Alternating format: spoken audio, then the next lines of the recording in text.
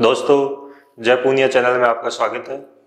आज जो हमारी क्लास इतिहास नामा पर होगी, इतिहास नामा और भूगोल नामा, अपन ने एक सीरीज शुरू की थी। कुछ कारणों से बीच में समय नहीं निकाल पाया था, लेकिन अब आप लोगों के लगातार ये क्लासें होगी और कई नई चीज़ें भी आप लोगों के लिए आएगी अभी कुछ दिनों में, ताकि आप लोगों की जो तैयारी है वो साथ में चलती रहे, उसमें किसी प्रकार का व्यवधान नहीं हो। तो आज जो हमारा इतिहास नामा का जो टॉपिक है वो है आपके महाजनपद।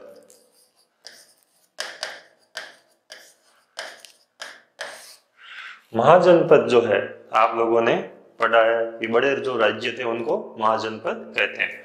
ऋग्वेद में जन जो था वो राज्यों के लिए शब्द प्रयुक्त नहीं हुआ, हालांकि ऋग्वेद में राष्ट्र शब्द का प्रयोग हुआ, लेकिन वो आपके पहला और जो 10वां मंडल है शेपक है, बाद के मंडल में है, वो ऋग्वेदिक कालीन नहीं होकर उत्तरवेदिक कालीन है।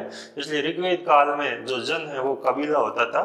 बाद में जनों का संयुक्तिकरण हुआ तो प्रादेशिक राज्य बने, जिनको हम बोलते हैं जनपद उत्तरवेदिक काल में। और फिर जो 6ठी सदी ईसा पूर्व है उसमें इन जनपदों के एकीकरण से बड़े राज्यों का निर्माण हुआ, जिनको हम बोलते हैं महाजनपद। तो महाजनपद जो थे बड़े प्रादेशिक क्षेत्र या राज्य थे, और उनके बारे में जो हमें बौद्ध ग्रंथ, जैन ग्रंथ, इनमें जो है वो मुख्यतः उल्लेख मिलता है। आप सभी पढ़ते आए हो कि 16 महाजनपद जो थे उस समय बड़े राज्य थे। और ये जो 16 महाजनपद थे इसमें भी आप लोगों ने यहाँ तक पढ़ा है कि इन 16 महाजनपदों में कौन कौन से जो राज्य थे वो कहाँ पे स्थित थे। ये जो 16 महाजनपद थे इनके नाम किस किस ग्रंथ में मिलते हैं, तो हम सबसे जो प्रमाणित सूची है जैसे बौद्ध ग्रंथ है उसमें आपके आता है अंगुत्तर निकाय।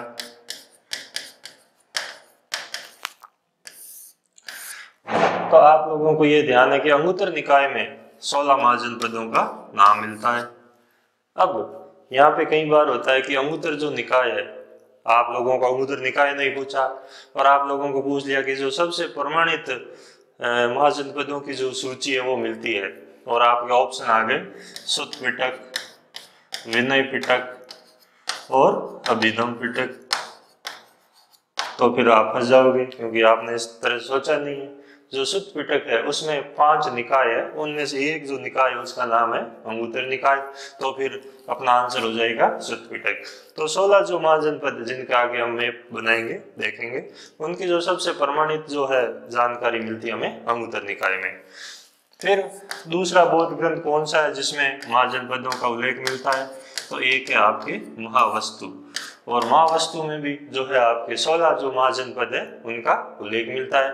लेकिन दो जो है आपके जैसे अंगुत्तर निकाय में गांधार है और कंबोज है, तो इनकी जगह गांधार की जगह शिवी नाम मिलता है और कंबोज की जगह जो है आपके दर्शान नाम मिलता है।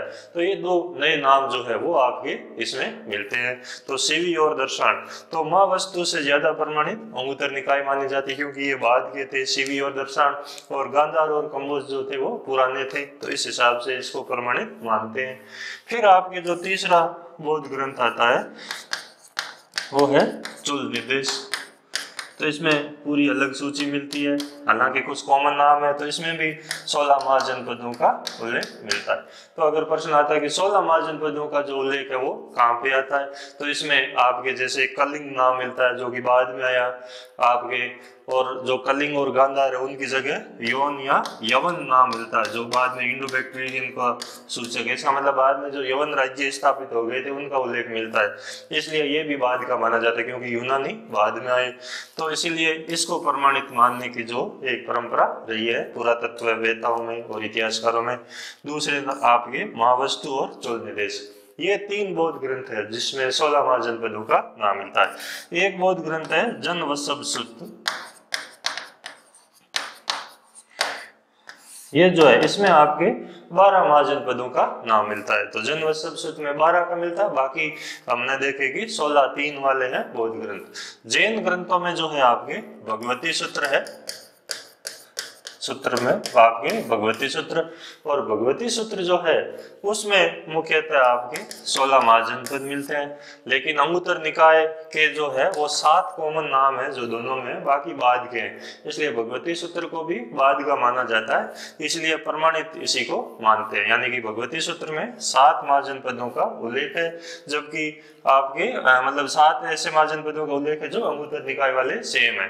तो भगवती सूत्र में 16 है, जैन ग्रंथों में, बौद्ध ग्रंथों में इन तीनों में 16 है, और इसमें आपके 12 है। इनके अतिरिक्त कुछ और भी हमारे पास स्रोत है जिनमें जानकारी मिलती है आपकी। आप लोगों ने संगम साहित्य जाना ही है, पढ़ा ही है, तो संगम साहित्य जो है उसमें आपके कुछ महाजनपदों का उल्लेख मिलता है। मुख्यतः 3 जो नाम है वो आपके संगम साहित्य में मिलते हैं, और संगम साहित्य में जो आपके शिल्पादिक्राम है,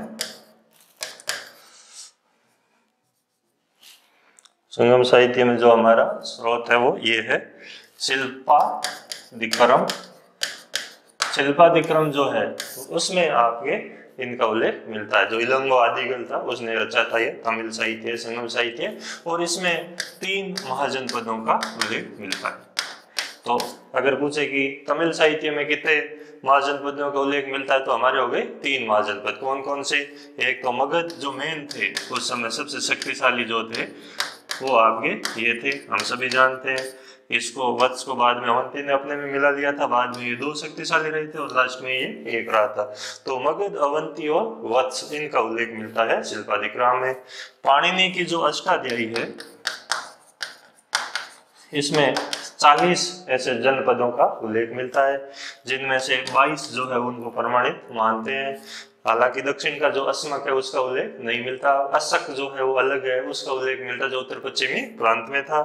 और फिर इसके बाद जो आपके ग्रंथ आता है महाभारत, और महाभारत में लगभग 250 ऐसे जनपदों का उल्लेख मिलता है, राज्यों का उल्लेख मिलता है। तो इस तरह से हम इनको समझ सकते हैं कि इस तरह से भारत में राज्यों की स्थिति थी, लेकिन ये महाभारत में भी बाद में जोड़े गए थे, अष्टाध्यायी भी बाद में उसमें चीजें उल्लेखित मिलती है। हालांकि पाणिनि को लेकर विवाद है, और कई लोग महापद्म नंद के समकालीन मानते जो गलत है, पाणिनि उससे पहले थे, जो आपके लगभग 5वीं सदी ईसा पूर्व में थे, जबकि महापद्म नंद जो थे वो 4वीं सदी ईसा पूर्व में थे। तो ये है जो जानकारी के स्रोत है। अब हम देखते हैं कि इन महाजनपदों की क्या स्थिति थी, तो आपको थोड़ा बहुत समझ में आ जाएगा इनकी क्या राजधानियां थी।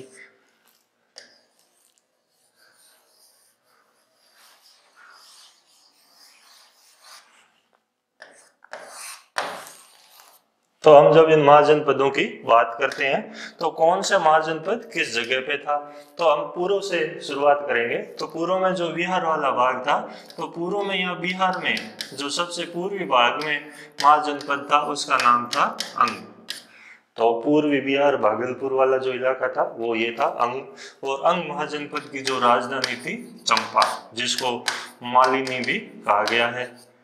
और दीघ निकाय में है कि इसके जो वास्तुकार थे वो महागोविंद थे।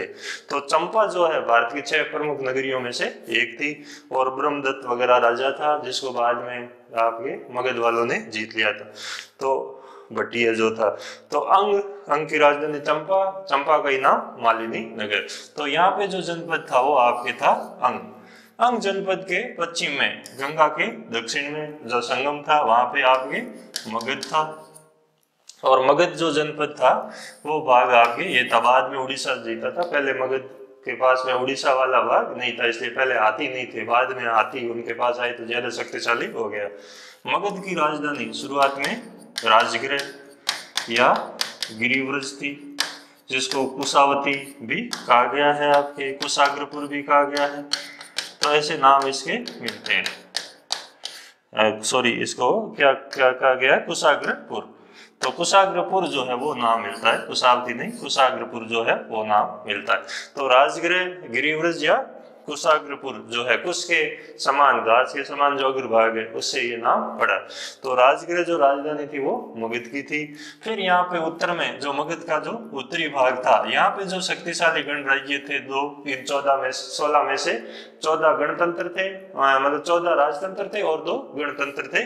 और उन गणतंत्र में यहाँ पे जो था, जो नेपाल वाला भाग और ये था वज्जी थे, और वज्जियों का जो मुख्य केंद्र था वो वैशाली था, वैशाली की लिस्वी। तो इनकी जो राजधानी थी वज्जियों की वो थी आपके वैशाली। तो बसाड़ जो है बिहार में वो आपके भाग वज्जियों का था, अजातशत्रु ने जीता था। और यहाँ पे जो था मल, और मल्लों के 2 केंद्र थे, एक आपके जहाँ पे बुद्ध की मृत्यु हुई थी, महापरिनिर्वाण हुआ था कुशीनगर, और दूसरा जहाँ महावीर की मृत्यु हुई वो पावा। तो ये जो भाग था मल और वज्जी, ये 2 गणराज्य थे जिनको अजातशत्रु ने जीता था। फिर आपके इसके बाद जो है वह कौशल का राज्य आता था,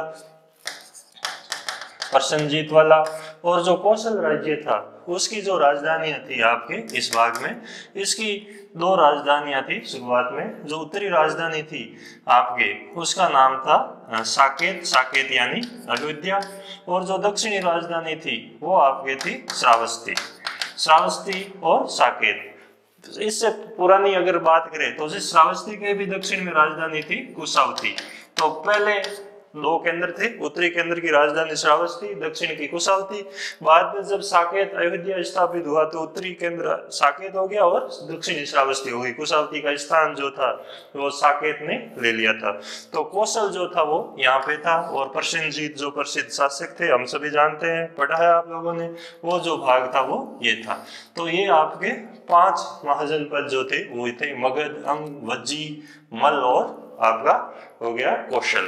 फिर इसके पास यहाँ जो इलाहाबाद वाला जो भाग था वहां पे जो राज्य था वो आपके था वत्स। और वत्स जो था इनकी राजधानी वत्स की थी कौशाम्बी।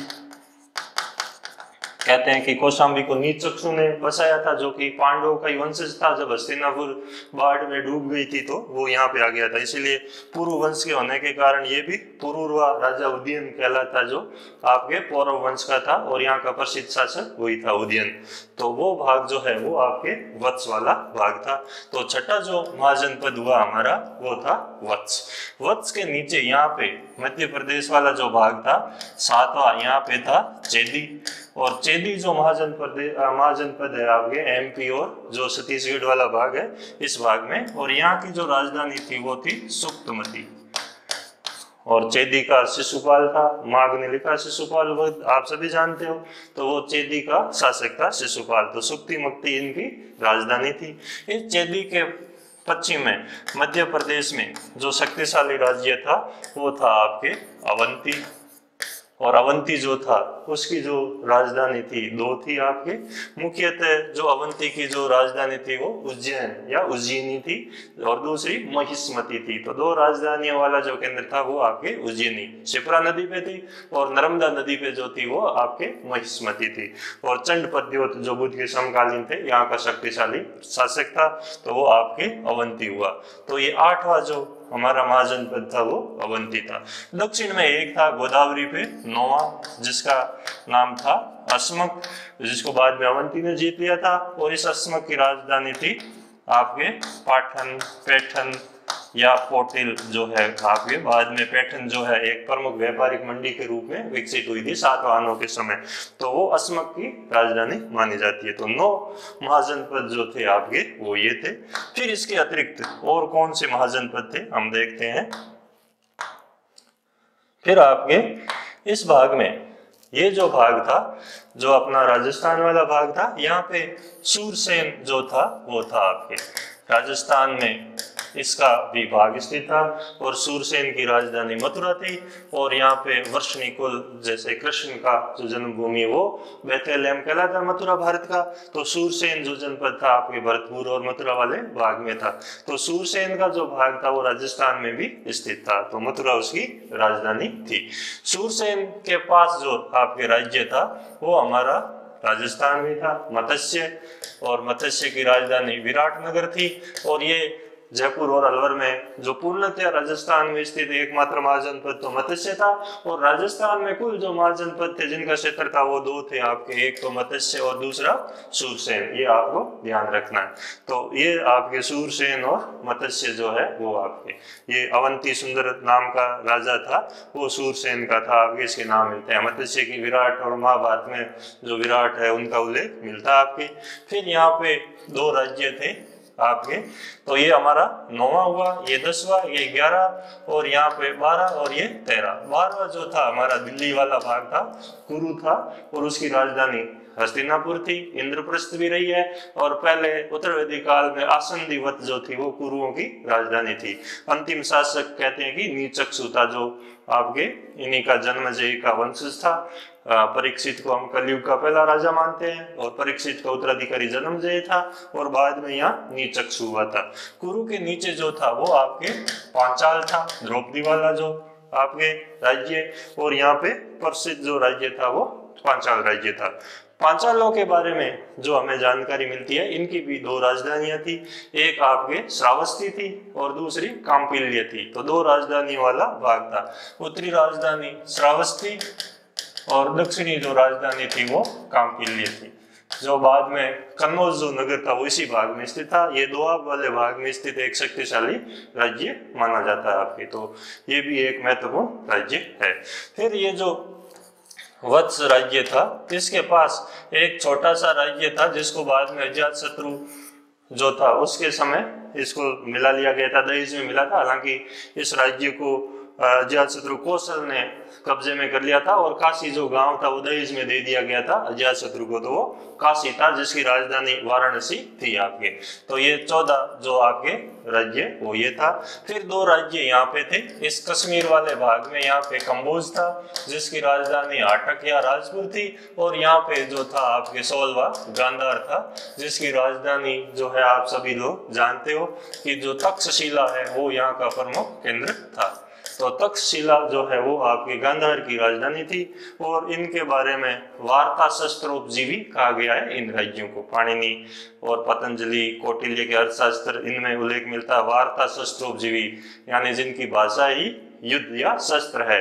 बाकी राज शब्दोपजीवी है, जिनकी भाषा है जो आपके शब्द है, जो कूटनीति से काम लेते हैं। तो हमें ये ध्यान रखना है कि इस तरह से इन महाजनपदों की स्थितियां थी। 14 में से 14 राजतंत्र थे, और जो आपका वज्जी और मल जो थे वो गणराज्य थे।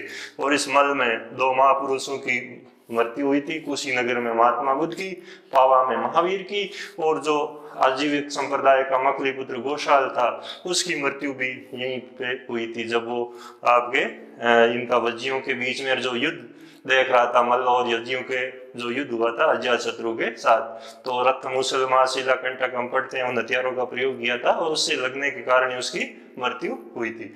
तो ये जो आपके हैं ये उस समय की राजनीतिक स्थिति थी।